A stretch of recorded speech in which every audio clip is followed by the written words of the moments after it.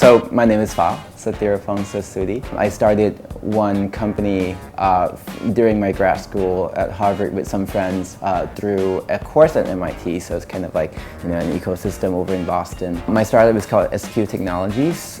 It falls within health, like M-Health, medical health, or mobile health, right? So it is a mobile application to help educate college students about health education.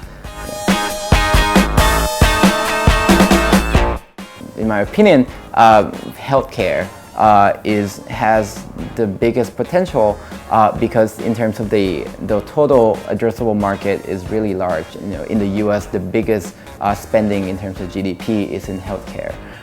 But in terms of innovators, there's still a very small amount of people working in it. So I think we still has potential to do a lot of good in it. Now, it sort of tends to be a field that requires specialty knowledge. So doctors are in high demand in terms of innovators. I think the mindset is never satisfied. Right, so you always have to look for better ways to do something. Look at problems as opportunities and not as something to endure. The purpose is to solve a problem that matters to you, and if that problem just happened to not worth $1 billion, fine, right? Just go do it and be happy that you solve a problem, even though it's not going to make you a billionaire. It's fine. But if becoming a billionaire is your purpose, then yes, you have to look at a problem that is bigger, that is regional, that is international. Founders should look for two things. One is diversity of idea and skill sets.